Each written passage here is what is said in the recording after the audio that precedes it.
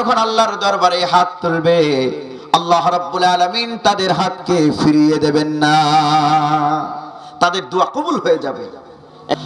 আল্লাহর নবী তার পবিত্র জবানে বলেছেন, বুখারী মুসলিমের হাদিস, বর্ণনা করেছেন হযরত আব্দুল্লাহ ইবনে আমর রাদিয়াল্লাহু তাআলা আনহু, তিনি বলছেন, ইনতালাকা সালাসাতু নাফারিন মিম্মান কানা ক্বাবলাকুম হাত্তা আওয়াহুমুল মাবিত। তিনজন মানুষ একটা পাহাড়ের গুহার পার দিয়ে যাচ্ছিল, হঠাৎ করে তারা দেখলো আকাশের অবস্থা খুব খারাপ। এগুলো দেখে তিনজন মিলে পাহাড়ের গুহার ভেতরে ঢুকলো। যেই তারা পাহাড়ের গুহার ভেতরে ঢুকলো, সাথে সাথে বিশাল একটা পাথর যেদিক দিয়ে ঢুকেছিল ওখানে ধপ করে পড়ে গেছে, বন্ধ হয়ে গেল, আর বেরোতে পারছে না। তিনজন বিপদে পড়ে বলছে, আরে জীবন সায়ান্নে, জীবন সন্ধ্যাবেলায় আমরা উপনীত হয়েছি আজ। কিন্তু একজন দেখেন, কে তিনি?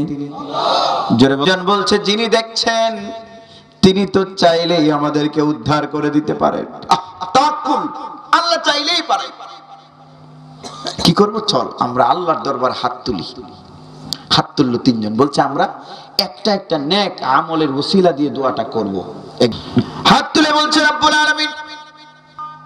নবীজি তার পবিত্র জবানে বলেছেন, এই লোকটা মায়ের খেদমতের ওসিলা দিয়ে দোয়া করার সাথে সাথে আরশের মালিক আল্লাহর দরবারে সেই দোয়া কবুল হয়ে গেল। কিন্তু রব্বুল আলামিন আমানত রক্ষা করেছিলেন, মাবুদ এই কাদের ওসিলায় বিপদ থেকে উদ্ধার করে দাও।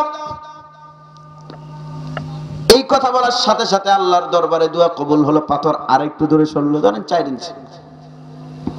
আরেকজন বাকি না, সে হাত তুলে বলছে, আল্লাহ আমার খুব সুন্দরী একজন চাচাতো বোন ছিল, আমি তাকে পেতে চাইতাম, জীবনের স্বপ্ন ছিল সে, তাকে পাওয়া মানে আকাশের চাঁদ নাগাল পাওয়া। বের করো, আমলাউ সাদরাকা গিনান, তোমার বুকটাকে আমি ধন দিয়ে ভরে দেব। কে বলছে? জোরে বলুন, কে বলছে? আল্লাহ চাইলে আমাদের অভাব দূর করে দিতে পারেন কি পারেন না? তিনি বলছেন, তো অভাব থাকবে না, নামাজে আপনারা লিপ্ত হয়ে যাবেন, 5 ওয়াক্ত নামাজ জামাতের সাথে সময় মতো আদায় করবেন, আর যে কথাগুলো বললাম সেগুলোর উপর আমল করবেন।